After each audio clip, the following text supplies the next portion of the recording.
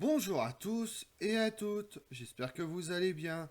Aujourd'hui, on part sur les traces de Sparte, ancienne ville grecque du Péloponnèse, connue pour ses nombreux guerriers et ses stratégies de guerre. D'ailleurs, elle a toujours été un modèle pour les autres cités, car elle était réputée pour terrasser ses adversaires d'un seul coup.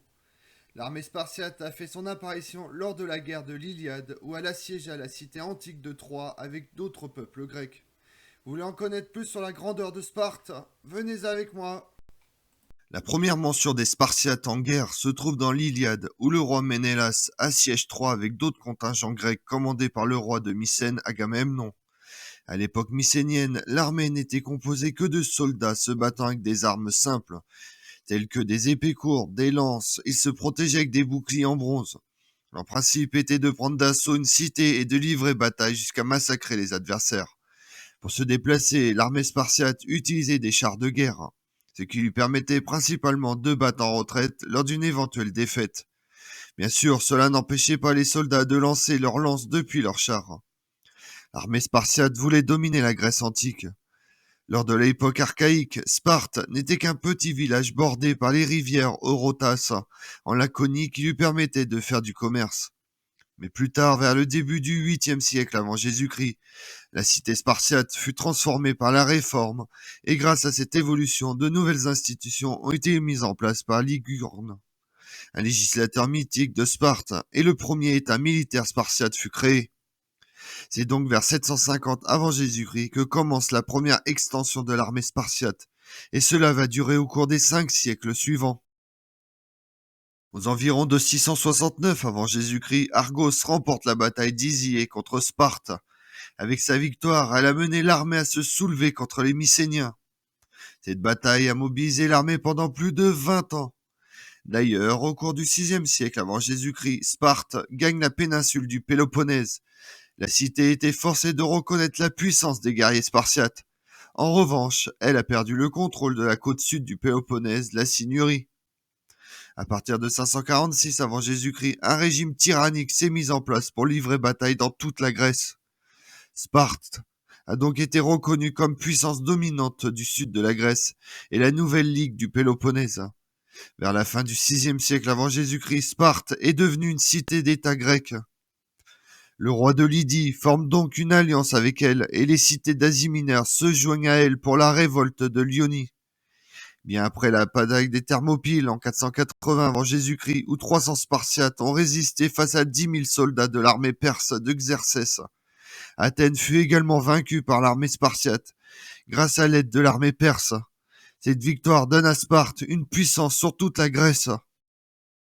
Le guerrier spartiate porte au combat le dori, qui est l'arme principale des Spartiates.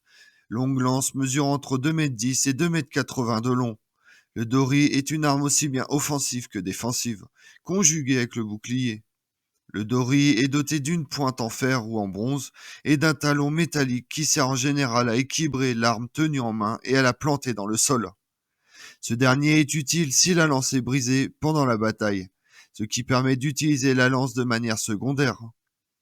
Les avantages de manier un dori au combat sont nombreux, car il permet aux guerriers d'avoir une portée importante et de bénéficier d'une attaque à distance si nécessaire.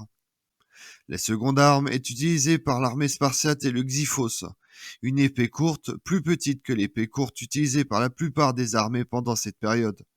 En moyenne, une épée courte mesure 60 cm de long, mais le xyphos mesure en moyenne entre 30 et 45 cm. Cette différence de longueur permet aux guerriers spartiates de manier la lame dans des combats très rapprochés, là où une lame plus longue peut être un inconvénient. Une alternative au xyphos est le copis, une épée incurvée qui était utilisée pour la taille plutôt que pour les stockades. Enfin, la dernière arme que le guerrier spartiate utilise est son bouclier. Bien que généralement utilisé pour la défense, le bouclier spartiate est également une arme de combat redoutable pour renverser ou assommer les adversaires, tandis que son bord fin peut être utilisé comme une arme meurtrière tranchante. Le soldat spartiate ou hoplite porte une armure très semblable à celle des autres cités de sa région. Elle se compose de cuirasses de bronze, de jambières et de chevilles pour se protéger des attaques basses des adversaires. Cette armure s'est développée et a évolué au fur et à mesure que la guerre progressait au cours de cette période, ce qui a conduit l'armure spartiate à devenir encore plus légère, permettant une plus grande flexibilité et mobilité au combat. Les guerriers spartiates portent un grand casque de bronze qui protège leur tête tout en offrant une visibilité importante. Une crinière en crin de cheval indique souvent un rang d'officier. La lettre lambda représentait la Laconie ou la Lacédémone et peinte sur les boucliers des guerriers spartiates, est largement connue durant cette période comme un symbole de Sparte. Cette pratique a été adoptée vers 420 avant Jésus-Christ. Le bouclier spartiate est vénéré par la société et les familles militaires le transmettent de génération en génération. La vie d'un spartiate n'est pas une promenade de santé, que vous soyez un homme ou une femme, car tous les deux sont soumis à des exigences et à des traitements sévères dès leur naissance. Les guerriers spartiates sont cependant exclusivement des hommes, et leur vie d'entraînement en tant que guerrier commence dès leur naissance. Les nouveau-nés sont immédiatement inspectés et peuvent être écartés si des signes de défaut sont constatés. On pense à tort qu'ils sont jetés d'une falaise si un défaut est découvert, mais les historiens ont montré que souvent ils sont simplement abandonnés, et certains sont sauvés par une âme charitable. Les bébés spartiates qui ont passé l'inspection sont ensuite frictionnés, non pas à l'eau, mais au vin, pour les endurcir. Leurs pleurs sont généralement ignorés, car les femmes spartiates adoptent une approche d'amour dur. Ordre leur est donné que leurs enfants ne doivent jamais craindre l'obscurité ou la solitude. Les Spartiates croient que cela aurait pour conséquence de façonner les guerriers dès leur plus jeune âge, pour ainsi mieux représenter leur société guerrière. La formation des guerriers spartiates commence à l'âge de 7 ans. Le garçon spartiate est enlevé de sa maison et placé sous le contrôle de l'État. C'est le début de l'entraînement militaire appelé agogé. Il consiste en un programme de formation strict qui prépare les garçons à devenir des guerriers. Ce système d'éducation est conçu pour créer des citoyens soldats endurcis et loyaux envers la patrie et l'État spartiate. Ils sont alors logés dans des casernes communales avec d'autres jeunes enfants de leur âge, où on leur enseigne dans le respect des institutions, la scolastique, la guerre, la furtivité, la chasse et l'athlétisme. Jusqu'à l'âge de 12 ans, le bizutage est une pratique courante et les instructeurs l'encouragent activement, tout comme les bagarres entre camarades. À 12 ans, ils sont dépouillés de tous leurs vêtements, à l'exception de leur manteau rouge, et forcés à dormir dehors et à faire leur lit avec des roseaux ou tout autre matériau qu'ils peuvent récupérer. On les encourage à voler pour se nourrir, mais s'ils sont pris, ils sont vigoureusement punis pour cela. Cela leur apprend à survivre et les prépare aux dures campagnes de guerre dans lesquelles ils connaîtront souvent des conditions de vie difficiles pendant de longues périodes. Devenir guerrier spartiate n'est pas un choix, c'est un devoir, et cela dure toute une vie.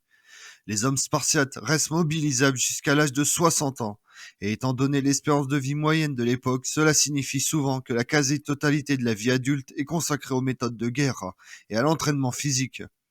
La mauvaise condition physique est considérée avec dégoût de toute la société, et les Spartiates sont sommés de rester en pleine forme physique à tout moment, à toutes les étapes de leur vie. Le défaut de forme physique peut même valoir le bannissement. Les hommes spartiates sont dissuadés de se marier avant l'âge de 30 ans, et les femmes ne sont pas autorisées à se marier avant l'âge de 20 ans. Même s'ils peuvent se marier avant cette date, tous les hommes spartiates doivent vivre dans les casernes militaires jusqu'à l'âge de 30 ans, ce qui les oblige à vivre séparément de leurs femmes. Le but principal du mariage est bien la production de futurs guerriers spartiates. Les hommes sont donc encouragés à se marier avec des femmes en bonne santé et fortes en matière de procréation. Au sommet de sa puissance, le guerrier spartiate est une machine de combat qui vainc ennemi après ennemi. La formation innovante de phalanges dans laquelle les soldats spartiates combattent bouclier contre bouclier en avançant à l'aide de lances contre les ennemis est une stratégie qui semble imbattable à l'époque. En plus de cette formation de combat, les codes de tous les guerriers spartiates, selon lesquels ils vivent et ils meurent en guerrier, leur est enseigné dès la naissance. Au combat, se rendre n'est pas une option. Cela est considéré comme l'humiliation ultime. Les unités militaires spartiates combattent toujours jusqu'au dernier homme. Les mères spartiates disent à leurs maris et à leurs enfants avant de partir en combat: reviens avec ton bouclier ou sur ton bouclier. Bien que Sparte soit montée en puissance, sa victoire sur Athènes lors de la guerre du Péloponnèse ne dure pas longtemps, car elle a subi d'énormes pertes. La ville grecque de Thèbes a souvent défié l'autorité spartiate, et cela a engendré une défaite humiliante au cours de la guerre de Corinthe. Cette défaite a baissé la réputation de l'armée spartiate en tant que protectrice des cités d'État grecs. Malgré sa puissance universelle, l'armée a subi d'énormes pertes de soldats, qui a entraîné le manque de main-d'œuvre, car environ 600 hommes furent décimés lors de leur précédente bataille. Suite à cette défaite, Sparte s'est effondrée durant la bataille de Leucre en 373 avant Jésus-Christ, une guerre menée par Épaminondas, le Thébain, qui inflige une sévère défaite aux Spartiates du roi Cléombronte II. Considérée comme une révolution tactique pour l'emploi de l'ordre oblique, la bataille de Leucre marque un tournant dans les rapports entre cités grecques. L'hégémonie spartiate est mise à mal, et la cité ne se relèvera pas. Thèbes, au contraire, commence une hégémonie qui durera 10 ans jusqu'à la mort d'Épaminondas, tué lors de la bataille de Matinée en 362 avant Jésus-Christ. L'irruption de la Macédoine dans le jeu politique grec sous le règne de Philippe II n'arrange guère la situation pour Sparte. En 331 avant Jésus-Christ, Agis III passe à l'offensive contre Antipater, régent de Macédoine, en l'absence d'Alexandre le Grand.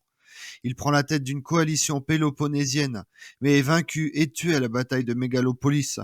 Après sa défaite à la bataille de Mégalopolis, Sparte est trop affaiblie pour participer à la guerre lamiaque qui oppose de 323 à 322 les cités grecques à la Macédoine après la mort d'Alexandre le Grand. Un sursaut a lieu en 281 avant Jésus-Christ sous l'impulsion du roi Aérus Ier, marquant le retour de Sparte sur la scène internationale. La cité repousse Pyrrhus en 272 avant Jésus-Christ avec l'aide de la Macédoine. Sparte participe ensuite à la guerre contre la Macédoine en s'alliant avec Athènes.